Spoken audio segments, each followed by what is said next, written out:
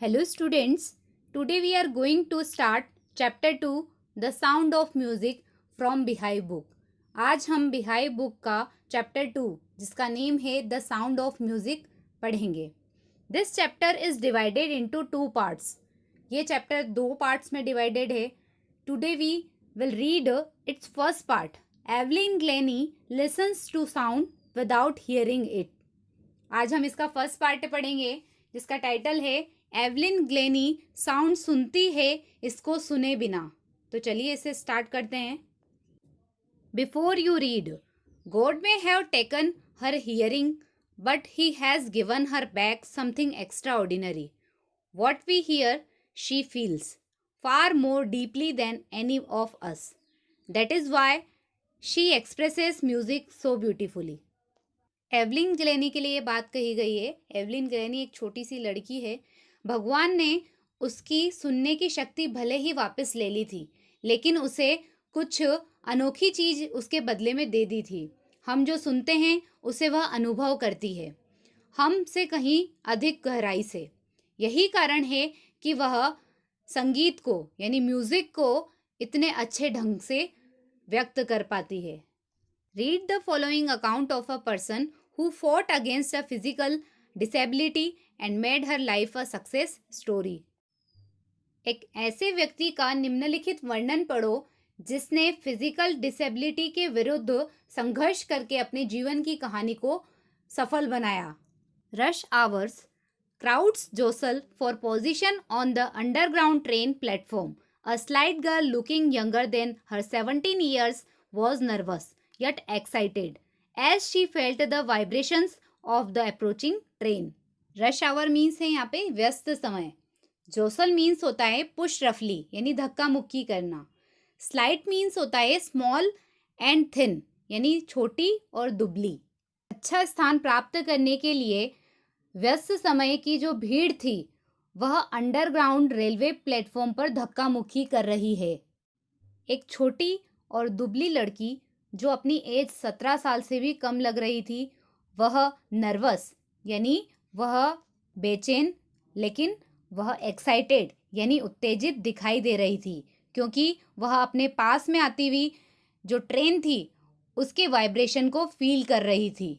It was her first day at the prestigious Royal Academy of Music in London and daunting enough for any teenager fresh from Scottish farm. London के prestigious यानी London के प्रतिष्ठित Royal Academy of Music में Evelyn का पहला दिन था और स्कॉटलैंड के फार्म से आई हुई किसी फ्रेश गर्ल के लिए यानी फ्रेश टीनेजर गर्ल के लिए यह पर्याप्त रूप से डराने वाला भी था.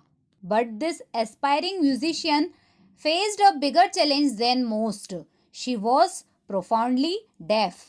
किन इस संगीतकार बनने की आकांक्षा करने वाली यानी इस तरह की वो आशा करती थी कि वो संगीतकार बन सके, ऐसी लड़की के सामने ये और बड़ी एक चैलेंज के रूप में था.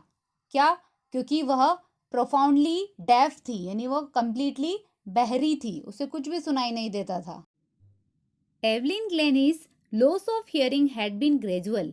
हर mother remembers noticing something was wrong when the 8-year-old Evelyn was waiting to play the piano. They called her name and she didn't move. यहाँ ऐसा बताया गया है कि एवलिन ग्लेनी की जो सुनने की शक्ति थी वो धीरे धीरे कम होती गई. उसकी माँ को याद था कि उसने देखा था कि कुछ गड़बड़ चल रहा है, समथिंग वेंट रॉन्ग, कुछ ना कुछ गलत हो रहा था. जब वो 8 साल की थी तो एवलिन ग्लेनी जब पियानो बजाने के लिए वेट कर रही थी, उसके नाम को बार बार बुलाया जा रहा था, लेकिन वो वहाँ से बिल्कुल भी नहीं हिली. I suddenly realized she hadn't heard, says Isabel Glennie. Isabel Glennie कहती है कि मुझे उस टाइम पे समझ में आ गया था कि शायद उसने ये बात को सुनी ही नहीं थी. For quite a while, Evelyn managed to conceal her growing deafness from friends and teachers. काफ़ी टाइम तक एवलिन ग्लेनी अपनी फ्रेंड्स और अपने टीचर्स से अपने बढ़ते हुए बहरेपन को छिपाने में सफल रही. But by the time she was 11, her marks had deteriorated and her headmistress urged her parents to take her to a specialist. लेकिन जब वो 11 साल की हुई तो उसके मार्क्स कम होते गए और उसकी जो हेड मिस्ट्रेस थी उसने उसके पेरेंट्स से ये रिक्वेस्ट की कि उसे किसी स्पेशलिस्ट के पास ले जाए। It was then discovered that her hearing was severely impaired as a result of gradual nerve damage. They were advised that she should be fitted with hearing aids and sent to a school for the deaf. Impaired का means होता है वीकंड, यानी कमजोर हो गई। तब specialist ने वहाँ पे ये बताया कि धीरे धीरे उसके नर्वस सिस्टम में खराबी होने की वजह से उसकी जो सुनने की शक्ति है वो काफ़ी ज़्यादा बिगड़ चुकी थी और उनको ये सजेस्ट किया गया कि उसके हियरिंग एड्स कानों में लगवा दे, यानी सुनने के जो यंत्र लगते हैं वो कानों में लगवा दे और उसको डेफ स्टूडेंट्स का जो स्कूल होता है यानी बहरे बच्चों का जो स्कूल होता है उसमें भेजा जाए। Everything suddenly looked black says Evelyn. Evelyn के साथ इतना बुरा हो गया था तो एवलिन एक बात कहती है कि सब कुछ अचानक ब्लैक दिखाई दे रहा था। वो काफ़ी ज़्यादा निराश होने लगी थी। But Evelyn was not going to give up. She was determined to lead a normal life and pursue her interest in music. लेकिन एवलिन हार मानने के लिए तैयार नहीं थी। उसने अपनी नॉर्मल लाइफ और म्यूजिक सीखने में अपने प्रयास को जारी रखने का उसने दृढ़ संकल्प किया हुआ था। One day she noticed a girl playing a xylophone and decided that she wanted to play it too. अब जाइलोफोन की बात करते हैं। यहाँ पे एक पिक्चर दी हुई है। जाइलोफोन एक म्यूजिकल इंस्ट्रूमेंट होता है, a musical instrument with a row of wooden bars of different lengths. इस इंस्ट्रूमेंट के ऊपर वुडन बार्स लगी होती है, लाइन से अलग अलग लेंथ की वो बार्स होती है। एक दिन एवलिन ग्लेनी ने एक लड़की को जाइलोफोन बजाते हुए देख लिया था और उसने निश्चय कर लिया था कि वह भी उसे बजाएगी। Most of the teachers discouraged her but percussionist Ron Forbes spotted her potential. Percussionist means होता है a person who play the drum और तबला, यानी ढोलक बजाने वाला या तबला बजाने वाला व्यक्ति। ज़्यादातर टीचर्स ने उसके हौसले को तोड़ दिया था, यानी ज़्यादातर टीचर्स ने उसे डिस्करेज कर दिया था। लेकिन ढोलक बजाने वाले परक्यूशनिस्ट रॉन फॉप्स ने उसकी पोटेंशियल को पहचाना था, यानी उसकी भावी योग्यता को उन्होंने पहचाना था। He began by tuning two large drums of different notes. Don't listen through your ears, he would say, try to sense it some other way. उन्होंने क्या किया था, उन्होंने दो बड़े ढोल को अलग अलग ताल पे बजाना शुरू किया था और कहा था उसे कि इसको अपने कानों से मत सुनो, या जो साउंड आ रहा है इसको अपने कानों से सुनो मत, ऐसी अपने शरीर में से कोशिश करो कि किसी और ढंग से तुम इसको अनुभव कर सको। इस तरह की कोशिश करने के लिए, यानी जो साउंड ढोल का बज रहा था उसको किसी डिफरेंट वे से सुनने के लिए, उसको फील करने के लिए रॉन फॉप्स ने कहा था। Says Evelyn, suddenly I realised I could feel the higher drum from the waist up and the lower one from the waist down. Ron Forbes repeated the exercise and soon Evelyn discovered that she could sense certain notes in different parts of her body. Evelyn ने कहा कि अचानक मुझे ये realise हुआ, इस तरह की बात मुझे समझ आई कि मैं जो बड़ा ढोल बज रहा था उसको तो अपनी कमर से ऊपर की ओर और छोटे वाले ढोल को कमर से नीचे की ओर अनुभव कर सकती थी। रॉन फॉप्स ने इस एक्सरसाइज को रिपीट किया और जल्द ही एवलिन ने डिस्कवर कर लिया था कि वह कुछ सर्टेन नोट्स को अपनी बॉडी के डिफरेंट पार्ट से फील कर पा रही थी, यानी अलग अलग जो धुन बज रही थी उसको वह अपने शरीर के अलग अलग भागों से अनुभव कर पाती थी। I had learned to open my mind and body to sounds and vibrations. The rest was sheer determination and hard work. Evelyn ने कहा कि मैंने अपने माइंड को जो साउंड बजते हैं या जो वाइब्रेशन बजते थे उसके लिए ओपन करना सीख लिया था, यानी जैसे ही साउंड बजते थे, कोई वाइब्रेशन फील होता था तो मेरे दिमाग उसके लिए खुल जाता था। और शेष तो डिटर्मिनेशन और हार्ड वर्क था, यानी बाकी जो बची हुई चीज़ थी वो तो मेरा दृढ़ संकल्प और मेरा कठिन परिश्रम था। She never looked back from that point onwards. She toward the United kingdom with a youth orchestra, and by the time she was 16, she had decided to make music her life. She auditioned for the Royal Academy of Music and scored one of the highest marks in the history of the academy. उस समय से उसने कभी भी पीछे मुड़कर नहीं देखा। उसने एक यंग ऑर्केस्ट्रा के साथ यूनाइटेड किंगडम की यात्रा की और जब वह 16 साल की हो गई थी तो उसने म्यूजिक को ही अपनी लाइफ बनाने का निश्चय कर लिया था। एवलिन ग्लेनी ने रॉयल एकेडमी ऑफ म्यूजिक में ऑडिशन दिया और उसने एकेडमी की हिस्ट्री में one of the highest marks प्राप्त किए। She gradually moved from orchestral work to solo performance. At the end of her 3 years course she had captured most of the top awards.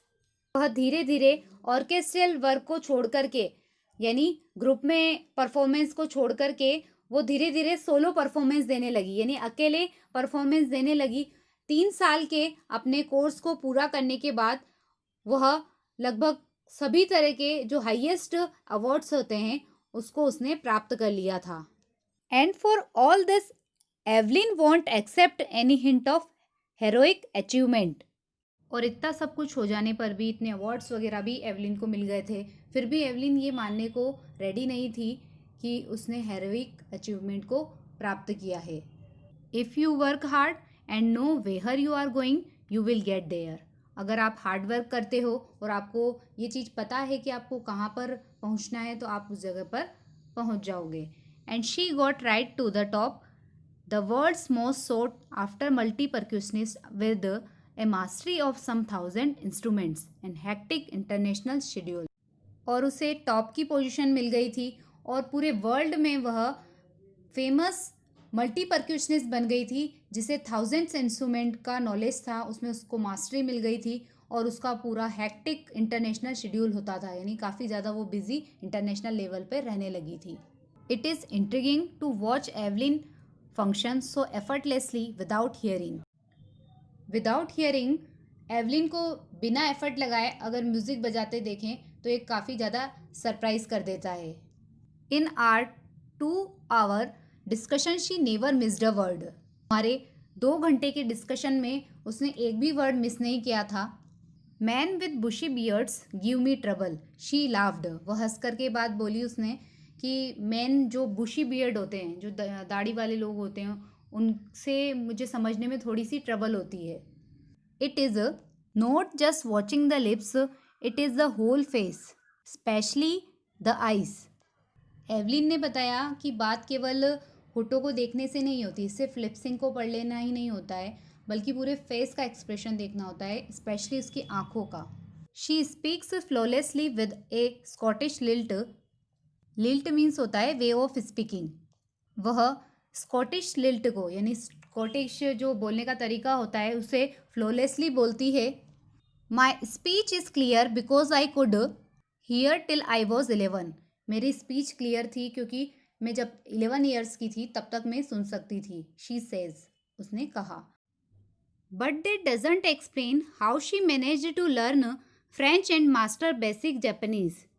लेकिन ये बात explain नहीं की जा सकती इस बात से कि उसने किस तरह से फ्रेंच लैंग्वेज को सीखा और किस तरह से मास्टर बेसिक जापानीज लैंग्वेज को सीखना उसने मैनेज किया था। As for music she explains, it pours in through every part of my body. It tingles in the skin, my cheekbones and even my hair. Music के लिए वो explain करके बताती है कि ये मेरे बॉडी के अंदर एंटर करता है, every part of my body, यानी मेरे बॉडी के हर पार्ट में से ये एंटर करता है और ये टिंगल करता है, यानी ये मुझे इस तरह से फील कराता है, मेरी स्किन हो, मेरे चिक बोन्स हो या मेरे यहाँ तक कि हेयर्स में भी ये चीज़ फील होती है, यानी म्यूज़िक मेरे every part of the body के अंदर फील होता है। When she plays the xylophone she can sense the sound passing up the stick into her finger tips.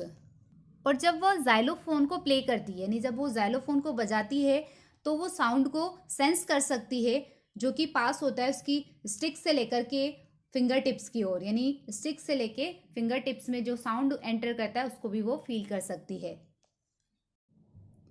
Bye leaning against the drums, यानी जब वो ड्रम की ओर सहारा लेकर के या झुक कर के खड़ी होती है तो वो रेजोनेंस को फील कर सकती है, यानी जो गूंज होती है, इको साउंड जो होता है उसको वो फील कर सकती है जो कि उसकी बॉडी के अंदर फ्लो हो रहा हो. On a wooden platform she removes her shoes so that the vibrations pass through her bare feet and up her legs. Music को फील करने के लिए वो वुडन प्लेटफॉर्म पर अपने शूज़ को रिमूव करके खड़ी हो जाती है और जो वाइब्रेशन पास होते हैं उसके बेयर फीट से, यानी उसके नंगे पैरों से जो वाइब्रेशन फील होती है उसको, और वो उसके लेग्स के अब तक आ जाती है, यानी पैरों से ऊपर की ओर वो उसको फील होती है. Not surprisingly Evelyn delights her audiences. यह कोई सरप्राइज कर देने वाली बात नहीं है कि एवलिन जो है अपनी ऑडियंस को काफ़ी ज़्यादा खुश कर देती थी. बहुत ही ज़्यादा प्लेजर आता था जब उसकी म्यूज़िक को ऑडियंस सुना करती थी. In 1991 she was presented with the Royal Philharmonic Society's prestigious soloist of the year award. Year 1991 में एवलिन ग्लेनी को Royal Philharmonic Society's prestigious soloist of the year का अवार्ड मिला था. Says master percussionist James Blades, God may have taken her hearing, but he has given her back something extraordinary. Master percussionist James Blades कहते हैं कि God ने उसकी सुनने की शक्ति तो ले ली है, यानी उसकी हियरिंग एबिलिटी तो ले ली है, लेकिन उसके बदले में उसको कुछ ना कुछ एक्स्ट्रा ऑर्डिनरी दे दिया है. What we hear she feels far more deeply than any of us. That is why she expresses music so beautifully. जो हम हियर कर पाते हैं वो उसको फील करती है, और कहीं ज़्यादा हम में से डीपली वो फील करती है उस चीज़ को, और इसी वजह से वो म्यूज़िक को इतना ब्यूटीफुली एक्सप्रेस कर पाती है. Evelyn confesses that she is something of a workaholic. I have just got to work often harder than classical musicians. Workaholic means होता है a person who finds it difficult to stop working. एक ऐसा व्यक्ति जो हमेशा काम में व्यस्त रहता है, काम किए बगैर वो नहीं रह सकता है. एवलिन ऐसा एडमिट करती है कि उनमें कुछ वर्कोलिक है, यानी उनमें कुछ काम करने की ऐसी एबिलिटी है कि उसको करे बगैर वो रह नहीं सकती है. वह कहती है कि मुझे काम करना पड़ता है, यानी मुझे काम करना पड़ता है, मुझे क्लासिकल म्यूजिशियन से भी ज़्यादा, उनसे भी हार्डर काम मुझे करना पड़ता है, लेकिन उनके जो रिवार्ड्स होते हैं वो काफ़ी ज़्यादा होते हैं, यानी प्लेंटीफुल नंबर्स में वो रिवॉर्ड्स होते हैं. Apart from the regular concerts, Evelyn also gives free concerts in prisons and hospitals. She also gives high priority to classes for young musicians. Regular concerts के अलावा एवलिन फ्री कंसर्ट दिया करती है prisons में, hospitals में. उसके अलावा Evelyn priority दिया करती है, हाई प्रायोरिटी वो देती है, यानी ज़्यादा वो महत्व देती है जो यंग म्यूजिशियंस होते हैं उनकी क्लासेस के लिए. Ann Richlin of the Beethoven Fund for def Children says she is a shining inspiration for def children. Beethoven Fund for def Children की एन रिचलिन कहती है कि एवलिन डेफ चिल्ड्रन के लिए, यानी बहरों बच्चों के लिए शाइनिंग इंस्पिरेशन है. दे सी that there is nowhere that they cannot go. वे देखते हैं, यानी डेफ चिल्ड्रन के लिए आया है कि वे देखते हैं कि ऐसी कोई जगह नहीं है जहाँ वे पहुँच नहीं सकते, यानी वे डिसेबल होने के बावजूद भी कुछ भी कर सकते हैं. Evelyn Glennie has already accomplished more than most people twice her age. Accomplish means होता है अचीव्ड. एवलिन ग्लेनी पहले ही अपनी एज से डबल एज वाले लोगों से ज़्यादा सक्सेस को अचीव कर चुकी है. She has brought percussion to the front of the orchestra and demonstrated that it can be very moving.